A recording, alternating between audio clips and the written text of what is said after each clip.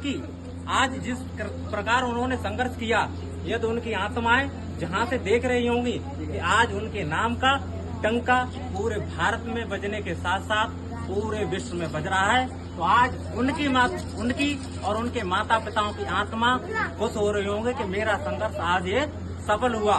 वो एक ऐसे महापुरुष थे जिनका जन्म 1891 ईस्वी में राम जी सतपाल और भीमाबाई की 14वीं और आखिरी संतान के रूप में मध्य प्रदेश महू में हुआ था। वो एक महार जाति के थे जो अनुसूचित जाति में आती है। उनका संघर्ष तो पूरा भारत जानता है। आज उनके संघर्ष के बदौलत ही ये आज की पॉलिटिकल पार्टियां आज सभी गुणगान गा रहे हैं। उनका संघर्ष इस प्रकार था कि जब वो क्लास में पढ़ने जाया करते थे तो कक्षा अध्यापक महोदय उन्हें अपनी क्लास में नहीं बैठने दिया करते थे, तो पढ़ने के लिए बाहर वो अपना स्थान बना लिया करते थे। जब वो आज जिस कदर हम कहीं भी जाकर के पानी पी लेते हैं और किसी भी संस्था पर जाकर के अधिकार पर जमा लेते हैं, वो भी उस समय नहीं किया करता था। आज हम गर्मियों के मौसम में ठंडा पानी और सर्दियों के मौसम में गर्म पानी पीने की इच्छा रखते हैं, लेकिन उन्होंने 12 मासी 24 घंटे एक ही पान किया था, वो था अपमान का पान। और वो सारे अपमान को पी गए। उन्होंने किसी भी व्यक्ति के साथ कोई प्रत्युत्तर नहीं दिया, ना कोई लड़ाई की।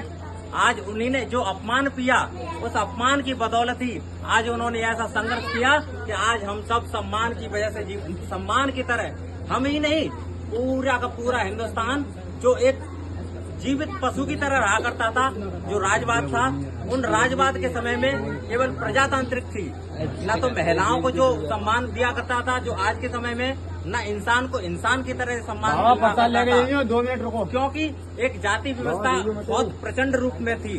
उसी जाति व्यवस्था के कारण जिन्होंने देखा कि जब ये पढ़ लिख करके बाहर से लौट कर आए, जब इतनी डिग्री धारण करने के बाद किसी दफ्तर में गए सरकारी कर्मचारी बनकर, तो वहाँ 4th क्लास के कर्मचारी ने जब इन्होंने फाइलें मांगी तो 4th क्लास के कर्मचारी ने पूरी ताकत से फेंक के मारी फाइलें।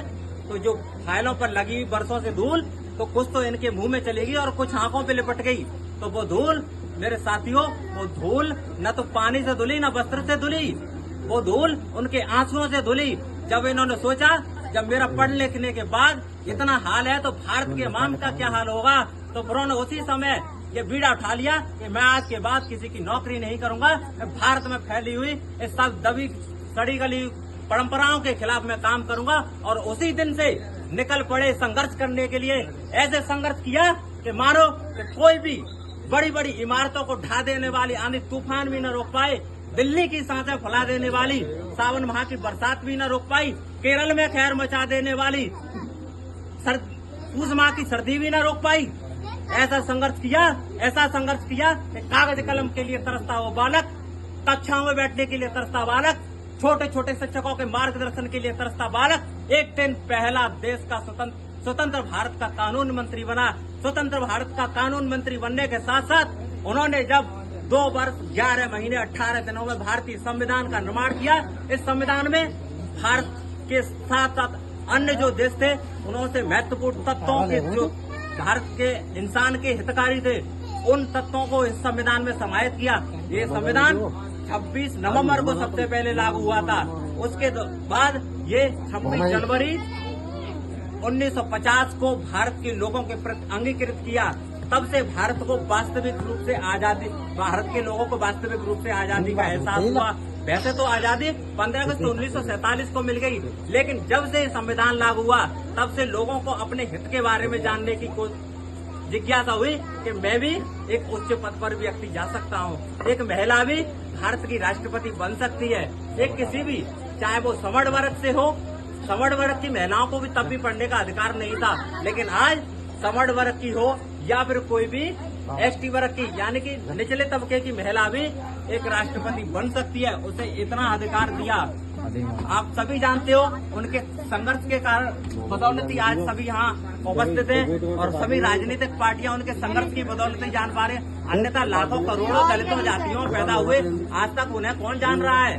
उनकी काया कल्प गई, लेकिन उन्होंने संघर्ष नहीं किया होता तो आज न तो हम जान रहे होते और न ये पॉलिटिकल पार्टियां जो भी हैं उनके नाम का डंका बजा रही होती, ना उनके नाम का घंटा बजा रही होती। ये पॉलिटिकल पार्टियां आज उनके वोट की जो उनके फॉलोअर्स हैं, उनके अनुयायियों की जो वोट की फसल काटने के लिए सब ये तमाम तरीका के अपने आडंबर रचा रही हैं। और जो वास्तव में अनुयायी है वो तो 14 अप्रैल हो तब भी उन्हें सम्मान देता है, नहीं भी हो तब भी उन्हें सम्मान देता है। लेकिन जो स्वार्थी लोग हैं उन्हें 14 अप्रैल को ही बाबा साहब दिखाई देते हैं, अन्यथा के दिन उन्हें दिखाई नहीं देते।